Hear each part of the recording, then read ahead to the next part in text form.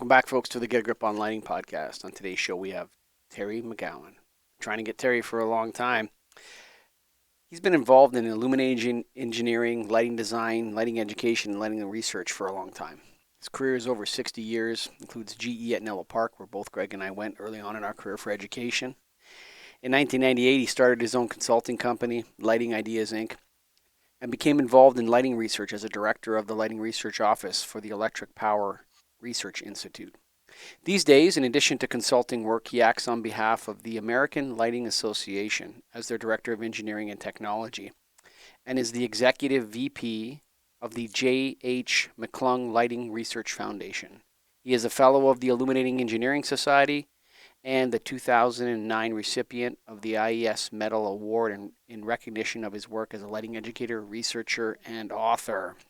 He serves on the UL and CSA standards technical panels, as well as committees at the IES and CIE. He also has a history with the dark sky community. And he and his wife, Charlotte, are lifetime members, number 5 of the International Dark Sky Association. But before we get to Terry, Greg, we got to go light thing, right thing. You got to go to satceo.com. That's Satco, Greg Eric. That's right. I call them the complete lighting manufacturer because they have commercial and residential lighting items from the lamps, legacy, and LED, all the way to fixtures, decorative, functional, anything you need there, and components. So really they have everything, and they have the service to back it. Always quick to reply, great pricing, quality products, light thing, right thing. You got to have Satco on your line card, especially if you're a lighting distributor. Go to SATCO and, of course, the National Association of Innovative Lighting Distributors, our patrons. Greg, we're having an event. Yes, we are. I'm excited about in-person event. In person, we're back. In September 13th to 16th in Dallas, we're teaming up with the ArcLight Summit. That's right. We're going to combine both things together, so it's great value for everyone. And, of course, LS Evolve, our ongoing educational training session. We're constantly putting out new courses, little 5-minute hot blast for you there. So go to neild.org. Welcome to the Get a Grip on Lighting podcast, Terry. Thank you. It's good to be here. And as you said, after such a long time, I know we've started the discussion months ago, maybe years ago, when we met, maybe an IES meeting somewhere, or was it Light Fair? Light Fair, Philadelphia.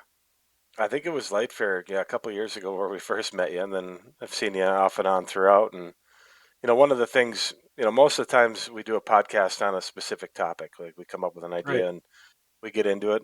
But with someone like you, I mean, you've been, we kind of need to start with the top and get into the background on you because you're on just about everything. Mike read it there, and I want to dive more into that. But every committee I see your name on, all these studies, everything, you're always there. So where did you start in the lighting industry? Where and when? I started in 1961. I walked out of Case Institute of Technology, as it was known by that time in Cleveland. It's now Case Western Reserve University. One of the few schools in the U.S. that had a illuminating engineering program. And 2 years after I walked out, they shut it down in favor of transistors and all that. But I was one of the last illuminating engineers to come out of there. And I went up the street to GE Lighting at Nela Park and spent more than 20 some years there learning all about lighting. Was the illuminating engineering program set up through GE or just conveniently located near there? It was. They were very much together. The college and the Nela Park people exchanged information. We visited there frequently in our senior year, and we met some fascinating people. Actually, my professor had quite an invention during World War II. He was the one that invented the mirror with a little cross in the middle so that you could reflect the sun to a pilot's eyes up in the sky. And he and GE put that together because he was at GE during the war years. So there was a very close relationship. Oh, a lot of history there. And what was your role at GE exactly? What did you do there?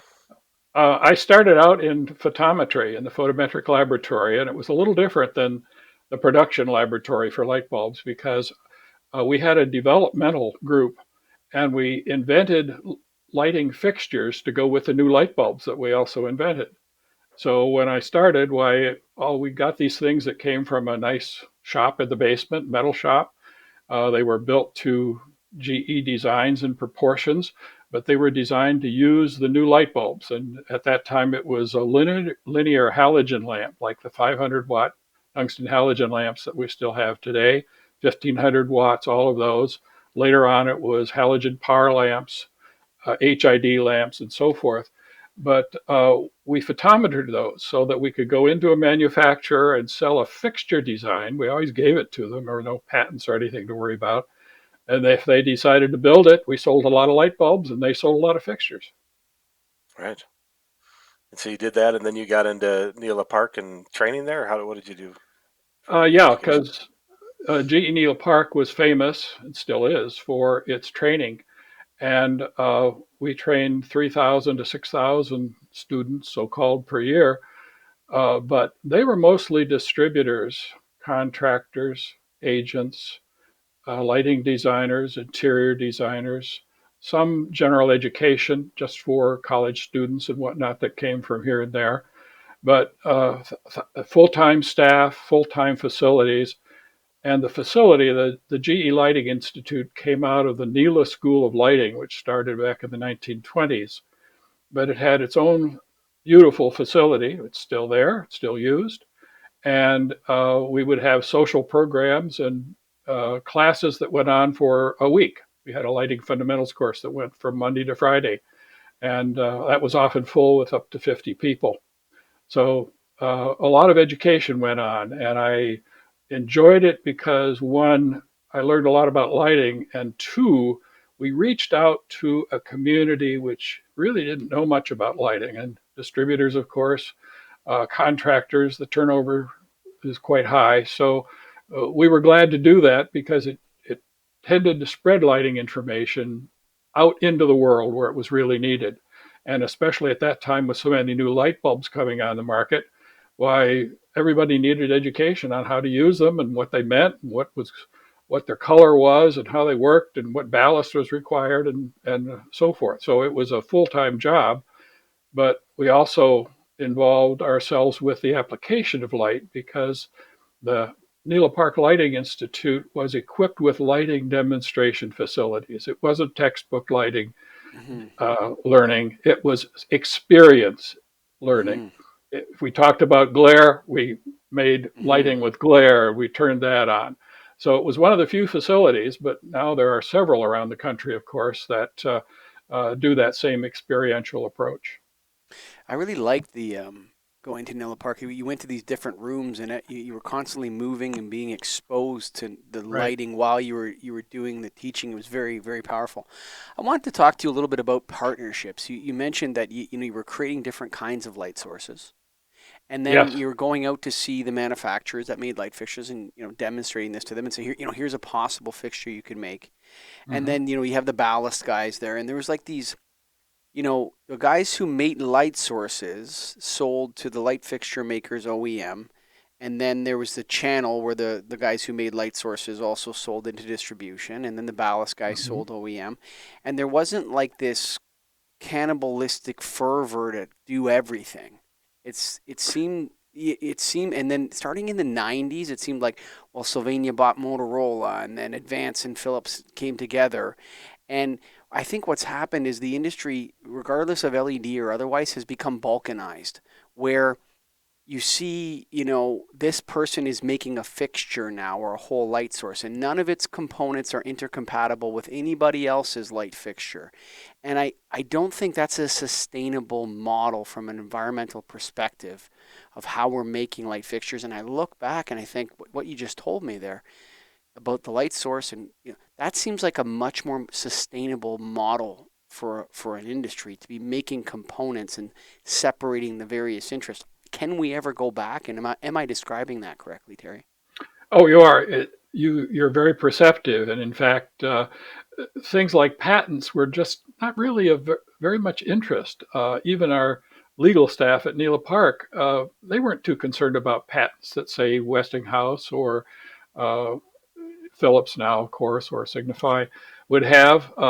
They were good friends with the patent attorneys at the other manufacturers, lamp manufacturers, and they traded patents.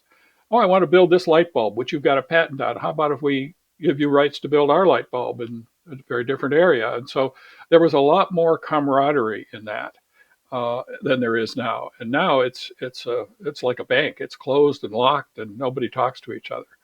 So those days are gone, and I don't know how to get those back. But I fully agree with you that it was a very different time, and it was certainly much easier to exchange ideas than it is now. And do you agree with my description of like the balkanization or like these different silos of Yes. intelligence and manufacturing that is not helpful long term and in terms of replacing technology or fixing things and now you have an outdoor street light you change the HPS bulb. It didn't matter if it was GE, Philips, Osram, Sylvania, Iwasaki, or whoever. It was all S55, right? Now Yep. you're in a situation where the manufacturer's probably bankrupt or pot. Nobody knows what's in that fixture. It's problematic for us as an industry. Do you think that there's going to be a backlash from consumers and from different areas of the industry because of this? Yes, I do. And in fact, with the American Lighting Association now, where I have an engineering committee, we talk about that a lot. And we put out last year a white paper on the subject of LEDs. A big question: should they be socketed or integrated? We got to make that decision. And the white paper we put out was for our manufacturers. This year, we're going to be putting out another one, which is what going to be for consumers.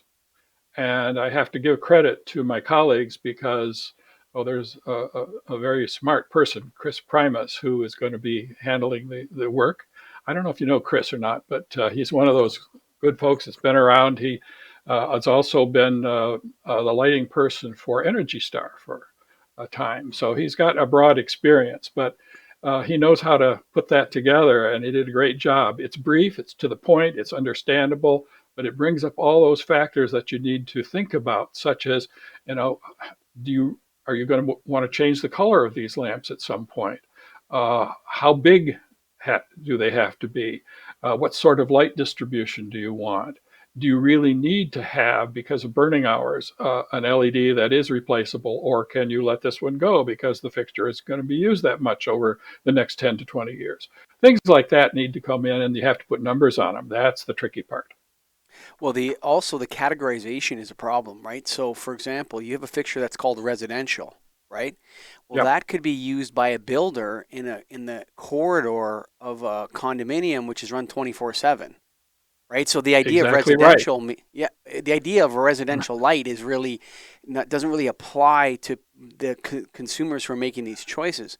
We have a client right now, 504, really slim fixtures, 3 years old. All the drivers are going on them, and we're having difficulty Yes. finding that. What's your opinion? Do you think we should go socketed or integrated? I think we have to customize it because obviously there's a price difference and the way they're built, and some things are made to be come and gone because of their style. Residential lighting is a good example of that because a lot of it is due to style. The sales are done on the basis of appearance. We worry about the colors and whether it'll fit with furniture and so forth. And so those styles are going to change, and we might not want them for very long. That's no excuse for throwing things away and making a pile of trash, of course, because we need to make them recyclable and do the right thing from an environmental standpoint. But nevertheless, there are going to be decisions like that. And the point of what I'm trying to do is to get that out there so people think about them. They don't just say, "Oh, I like the look of that. Let's get it." It's got to be more than that. Yeah, I'm trying to think of how it will ever change or get decided. That's the hard part about all this. It's great to talk about, but it seems like the manufacturers are free to do whatever they want. And will they always be, or will there have to be regulation at some point saying you need to have a replaceable lamp or module or whatever we want to call it? Yeah, and it's up to organizations such as Energy Star, for example, to start thinking about that and promoting it. But the manufacturers should too, because many of them are very sensitive to environmental characteristics, not only of light, but of the products. Are their products recyclable, for example? More and more of that is occurring, and we What see it does in recyclable residential. mean? Yeah, exactly so. It means one thing for residential where you may have a lampshade made out of paper, and quite another thing where you have a fixture full of different kinds of metals and parts and lenses and Mm. plastics. That's going to be a very different problem to recycle. You know how they kind of, I just had a thought. I don't even know if it belongs in the show, but you know how like they name eras of time? Like Hmm. a modern era, postmodern era. You have, these different time frames. The one in the 20s that doesn't come to my head, the architecture style. I'm just thinking that, we should be called the disposable era, Like everything has to be like throw it out when you're done. You're not going to have anything left of us in 100 years. Those people threw everything out. Nothing was worthwhile after it if it was gone.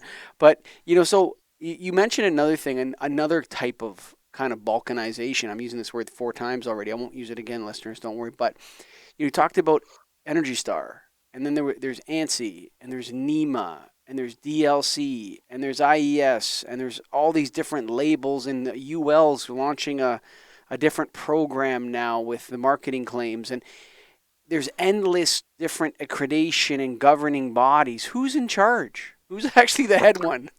I think Terry is. Hi, Terry, you're in No, charge. I'm definitely not in charge. I think I think you're right, though. There are a lot of experts and points of view, and we have to somehow simplify this. The Illuminating Engineering Society is a technical organization, and a lot of people think of it as some kind of business organization. They think Mm, that pricing is part of their purview. No, it isn't. It never has been. It's technology. And so it has carved out a good place for itself. But NEMA and the others are slightly different. They're trade associations, like my uh, colleagues at the American Lighting Association. So we may have multiple layers too. We may have retailers like we do, showrooms. We have manufacturers. We have agents. We have reps. We have all of these folks, and there's room for all of this, but you've got to navigate it, and it does make it complicated. So I often worry about the fact that you have to be an expert to really do lighting well, and it shouldn't be that way because everybody uses lighting. They have to make decisions about lighting. They have to worry about its energy efficiency and its color. So we should make that much easier than it is today. If we can't bring them in as part of the lighting industry, then our obligation is to make education available in the way they prefer to receive it so they mm-hmm. can understand it and use it properly. And that's where I think the lighting industry as a whole really needs to do some work. Whew. I have a direction I want to go, Greg, but I want you to keep unpacking there a little bit before I have it written down. Yeah. Don't worry. Okay. So 1998, you began your own consulting company. What did you Yes. retire from GE or just decide to do something different?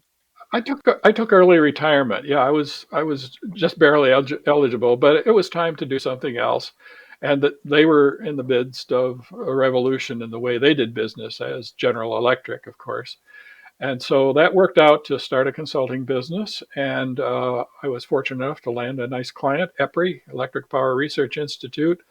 We did the first conference on light and health, as a matter of fact, and I was looking at that the other day. That was in 2002. So if you want to know when we started talking about light and health in the industry, it was in November of 2002.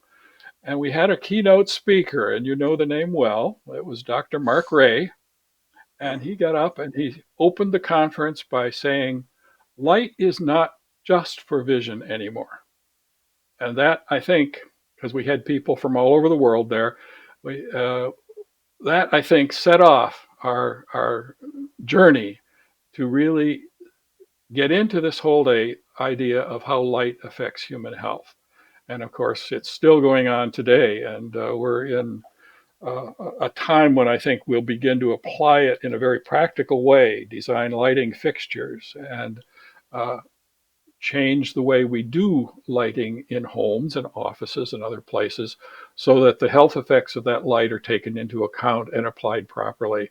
We're very close to making that something that can be a routine part of lighting practice. That's a pretty big statement, Terry. Yes, it is. Yes, it is. We've been monitoring this for years. We've interviewed Jennifer Veach and Mariana, Dr. Figueroa, and as you mentioned, Dr. Ray, and Yep. lots of different people in discussions of this. And here's my concern about, from a practical person that sells light bulbs to people every day. Okay, um, we know that we can eliminate negatives. Okay, so low flicker is good, right? We know that we can subtract less glare, these types of things. That when we take away something, we're no longer exposing people to that negative, and so it's a win. You don't have to go measure it. You just know that the office is flicker free lighting now. Okay. My concern is, and I mentioned this to the fellow from UL, was that how do we then go from removal of negative to now saying that this is going to have a positive effect? That's a major difference. It's a totally different swing. So not only are you going to have illumination, but you're also going to see, more alertness or higher productivity or what other metric. Are you a little nervous about moving in from the realm of subtraction of negatives to now talking about positives? Well, let me put it this way. When you think about office lighting and general lighting that we have designed with fluorescent and other lamps now for 40, 50, 60 years, and let's say we take an office as an example. Let's say it's in New York City. We have people getting up at the crack of dawn or in the dark during this time of year, driving into the city, going into an office, sitting there all day, driving back home in the dark, and going to bed at night. Now, in the office, they're subjected to illumination levels based on IES recommendations, 30 to 50-foot candles. They're not outside. They may have access to windows or maybe not, but that's a negative. They're living in a twilight zone. They're not living bright days and dark nights. So that's unhealthy. Shouldn't we subtract that negative? So what should we do? Not only should we subtract that negative, we should turn it into a positive and provide those bright days and dark nights. How do we do that? We know how to do it with lighting. And that is, in fact, one step that we could make in terms of light and health. If we provide luminaires that provide those dark days, whether you're at home or in an office or at a manufacturing facility or in a store or wherever else, we need to have that dose of lighting, and we know we need to have it at the beginning of the day, not at the end of the day. So that lighting needs to change. So the formula is pretty simple. We just have to sell the idea that it should be part of our lives and figure out what's the best way to get it.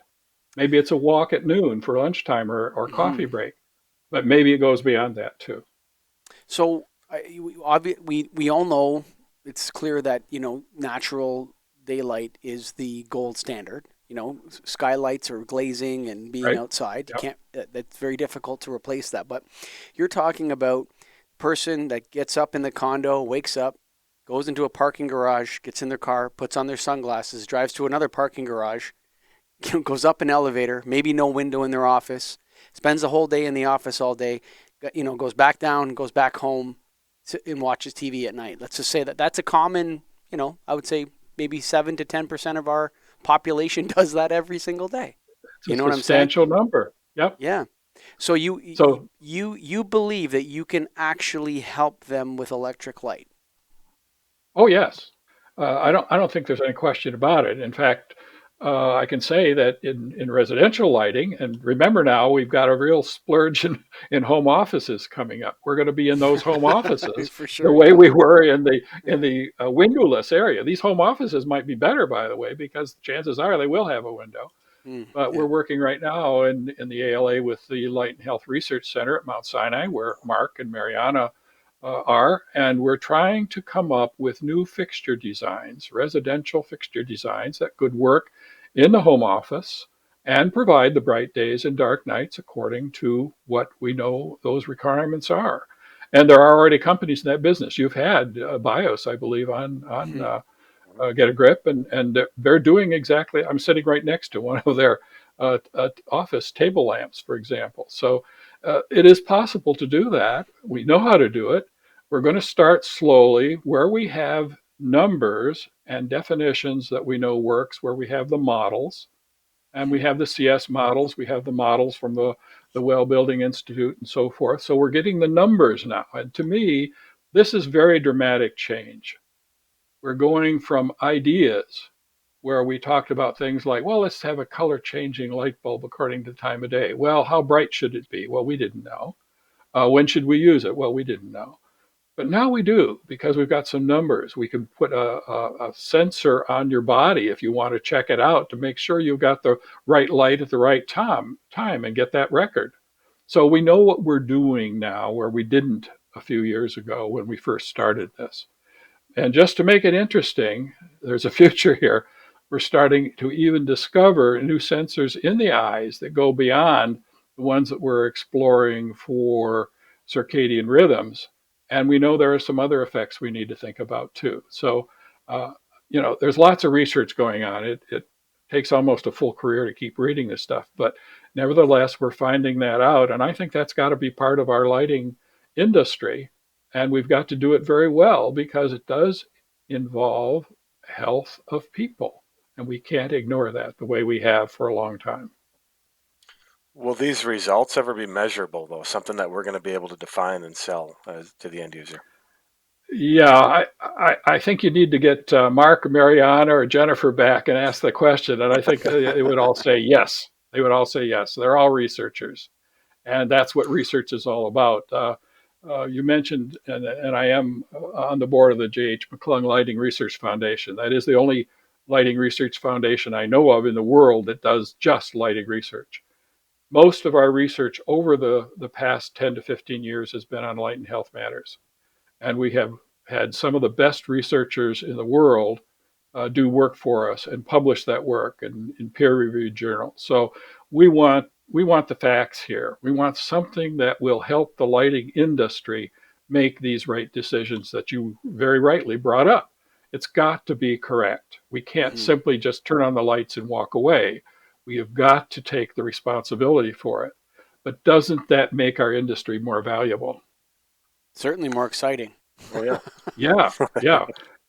So to me, one of the biggest events in lighting history was not long ago, about a year ago, when the Lighting Research Center became part of the Light and Health Research Center Mm-hmm. in one of the most prestigious hospitals in the world, Mm-hmm. Mount Sinai in New York City. Mm-hmm. That was absolutely a change. The medical profession recognized that we need to have light as part of the prescription, as part of our daily living, and we're going to find out how that works. So I'm pretty positive with that. And there have been other researchers in the medical area, but they have not had the impact that we're having now, and really seeing a maturity of this situation start to affect our daily lighting lives. Now, this Lighting Research Foundation, I've heard of it, but I don't know a lot about it. Where did it come from? How does it get funded? All of that. Uh, Jim McClung founded Acuity, which is now Okay. Acuity Brands. It wasn't that at the time, but he was a long-term head of that organization. And to honor him as he retired, the Acuity employees set up the foundation and funded it. And so there have been outside funders since then. It has grown and has a board, which is the position I have. And I work with the researchers. We help evaluate the proposals. We have a technical review panel, and we take ideas that they have about lighting research. It is structured as a nonprofit, so we're not affiliated with Acuity, but there are Acuity people on our board as well as non-Acuity people. I'm one of those, obviously. And so we're interested in what the world is thinking about lighting, and we're glad to fund research that puts it a step or two ahead better. We just funded a project, and by the way, this is a nice one. This is one on exit signs. You would be interested in this because what we found, and the report is just out, is posted actually, just being posted uh, on exit signs. In other words, LED exit signs are old enough now. You got to ask the question: Can you still see them if there's a fire? What Hmm. happens in the smoke? They have had certain standards for many years on how bright they should be. Sure. And LEDs, as we know, depreciate over time. As Hmm. they burn, they get dimmer. They usually don't burn out; they just get dimmer. So the question is, how are these exit signs doing? And the answer is okay, but you've got a high percentage of those things, as much as 20% of them, 20, 30% of them out there that aren't bright enough anymore. We should be replacing them. So Who I knew we had to maintain that? Okay, I just want to ask you guys this. That's a great point that, it's one of those things you drive forward and you think, "Yep, we're done forever." And now you have this lurking problem, which isn't really a problem anywhere until it's actually a huge problem and you have injuries or deaths or whatever from it. But I thought you were going to say, do you guys use running man signs in the US or still exit signs?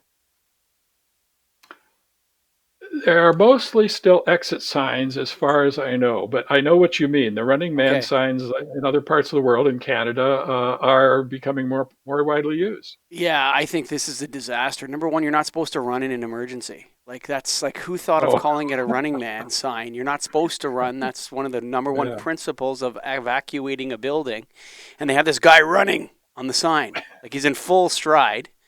Second of all, I would say that I sell tons of running man signs, and a lot of buildings are changing over because when they do these renovations, they have to adopt the new standard. Okay, the average person doesn't know what the running man sign means actually. And Ah, so you've taken out the exit sign, which everybody knows. And in Quebec, it says sortie. Sometimes it says exit and sortie on the same sign, right? But everyone knows that red and that. Nobody knows what the running man sign means. Does it mean I should run?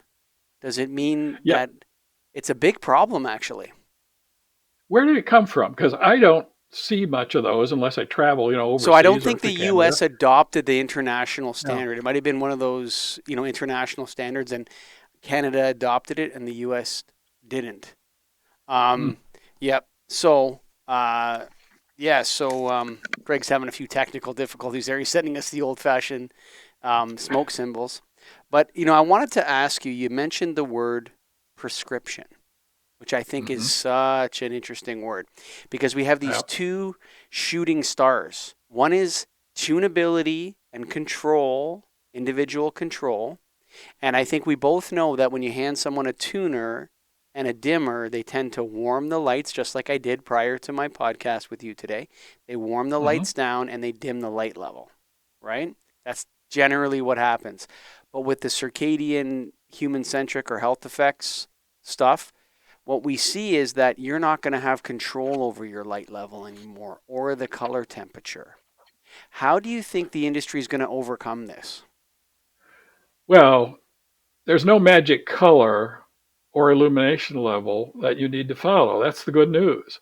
Hmm. In other words, you've got color, you've got illumination level, you've got exposure time, you've got time of day. Those are all variables, and you can vary every single one of them as you wish, but you've got to get the right dose.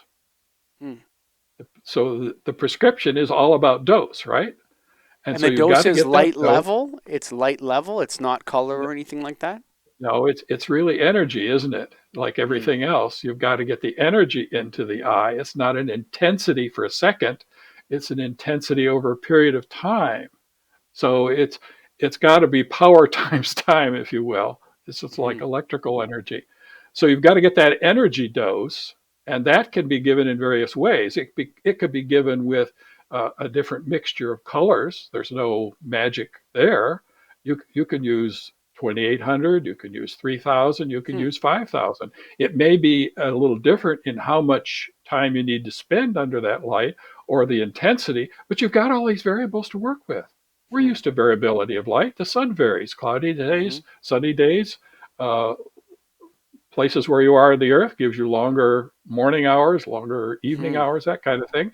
We're used to that. We're human beings. So you've got that same flexibility in electric lighting, and you need to take advantage of it because the beauty is we've got connected lighting products now and Hmm. smart homes and smart buildings where we could put those in if we wish and vary them according to our needs. Maybe we work only afternoons, we don't come in the morning. Well, we can take that into account. Hmm. The Greg, can you believe it's been 35 minutes already? I can't believe it. It went by We've been like go that. forever, I got so many more questions. Do you mind if I change gears away from health effects, Greg, into something else here? Yeah. I have yeah. a big Yeah, question for let's go. Terry. Terry, I want you to list, since you can, it doesn't have to be LED, but I prefer it if it was. What are some of the mistakes that the industry has made over the course of your career where you just like your head hits the table and Oh, says, "Oh man, why did we do that?" oh yeah, I know. There are a few pips.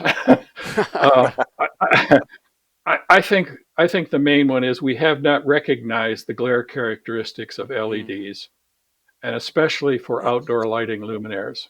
I struggle with that all the time in any project that I work with. And certainly there are good ways to do it, but we ran on uh, early on when we first did the LED street lights and outdoor lights. We said efficiency is the greatest thing. We got to get this efficiency because we can save energy, and that was obviously, of course, you can measure that. But the fact is, we built some very glaring and hmm still build very glaring outdoor lighting fixtures. I frankly believe that's the major challenge in outdoor lighting. And I am part of this so-called glare committee that the IES has had going now for a couple of years to get that sorted out. And we're making some very good progress. But glare has got to be one thing that we just don't deal with properly in the use of LEDs. And I think that's probably the most important one. Think of it. Here's this little LED. It's it's it's bright. It's got to be bright because you've got to get the lumens out of it. Well, if it's bright, it's going to be glaring, and it's thousands of times brighter than the average luminance of a good luminaire. Thousands of times. We've hmm got to control that. And that's why when outdoor lighting folks got wise a couple of years ago, and well, it's been a little longer than that, and started putting optical diffusers and high efficiency optics over those LEDs, that's when we began to see uh, less glare and better outdoor lighting. But you can still look up in so many luminaires today at a trade show and still see those bare LEDs hmm in an outdoor lighting fixture, and that's going to be glaring. There's no way around it. I think it's exacerbated by the early problems with flicker as well with LEDs. So you have Yes, a glaring light source that it's also, has that oscillation or what did Dr. Wilkins call it with the fidget spinner? Greg, Uh, temporal module modulation, temporary. Yeah. temporal Yeah. modulation. TLA, yeah, Yeah, temporal light modulation, or TLM rather, TLM. yeah.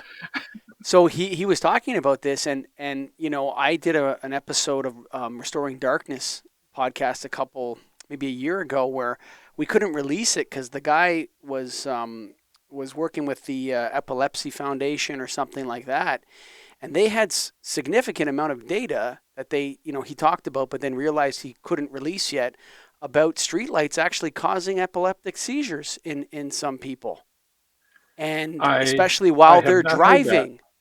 No, Oh so my they're goodness. Yeah. right, and so that these people that are sensitive to this, if they're driving through a high glare, temporally modulating fixture, it can make them prone to seizures. That's how bad it can be, and so I agree with you that the glare along with the flicker was a massive. We already knew about the flicker issue before LED. We solved it Yeah. with the electronic ballasts. Well, yeah, and I'm a little skeptical. I don't see if you're driving at kind of highway speeds or street speeds even that the glare from the lighting fixture is going to be affecting you that much. But I'm not an expert on that, so I Mhm. don't know. But that's that's something that, if true, we certainly should look into. But there's no question, glare and flicker are still main problems with LED lighting, and we need to deal with those. And you mentioned Jennifer Beach before. She and Naomi Miller, I think, are probably the two Flickr experts in the whole Hmm. world. And Jennifer has kept this CIE committee that she had started going so that they really exchange information. It's a great group that exchanges information on Flickr and how to modulate it and how to measure it.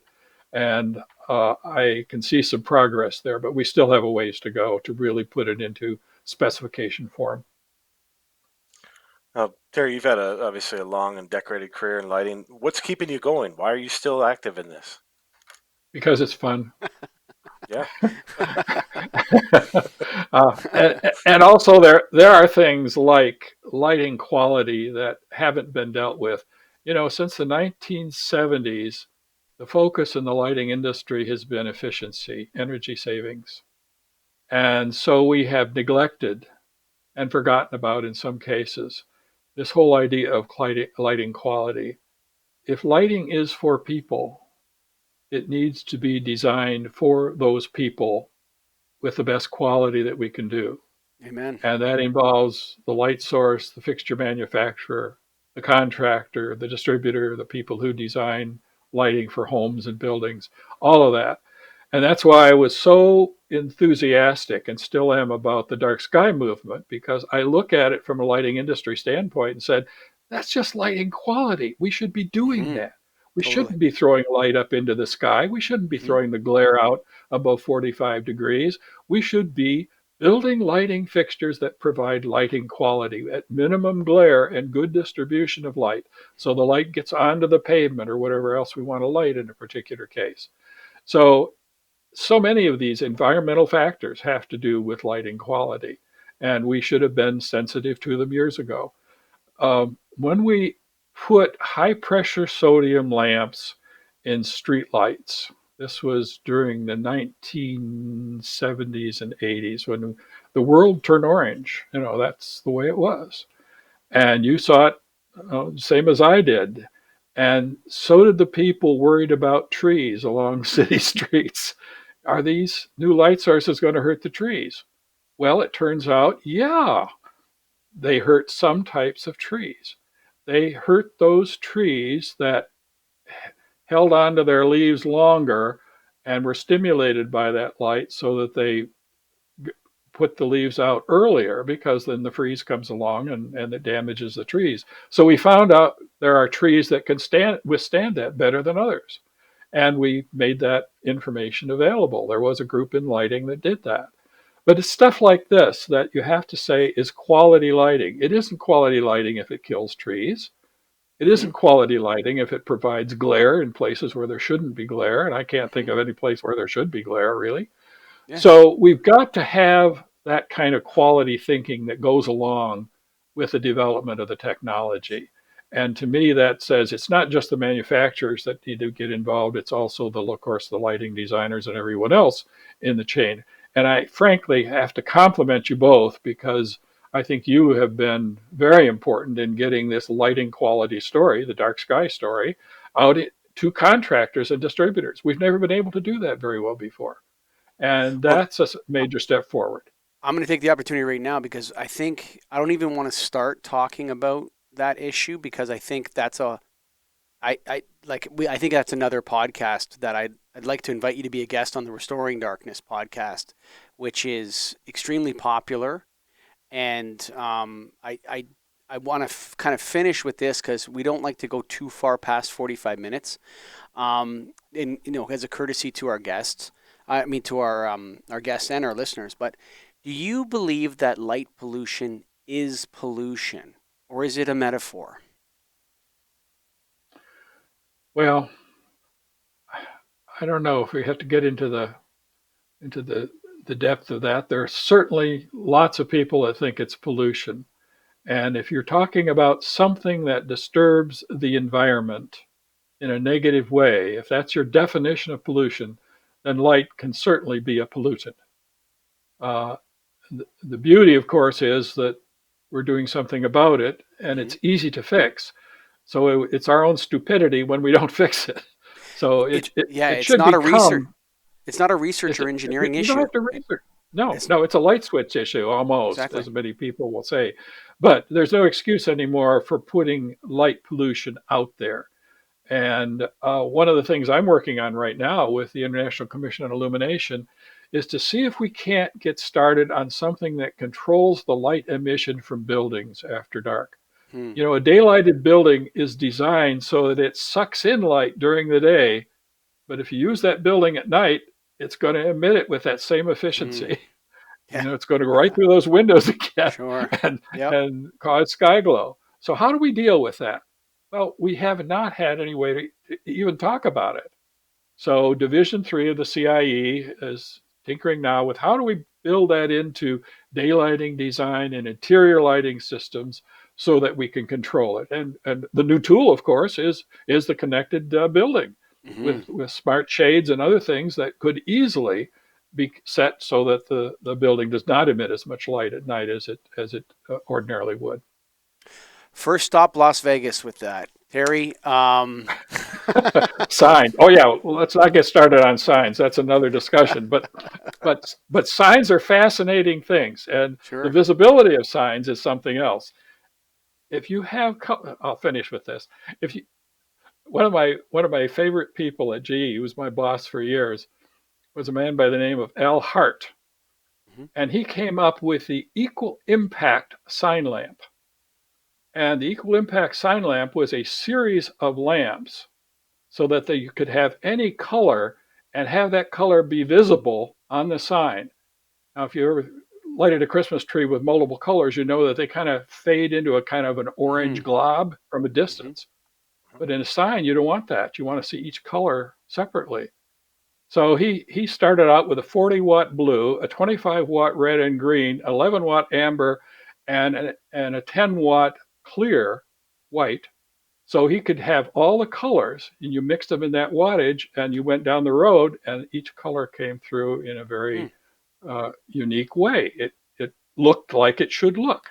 So things like this are some of the subtleties of the lighting industry, and they're buried in books and they're buried in the minds of people that have been here and some gone now for a long time. But it's been fascinating. Can't you see why people have fun in the lighting industry? Oh, for As sure. I'm sure you both do.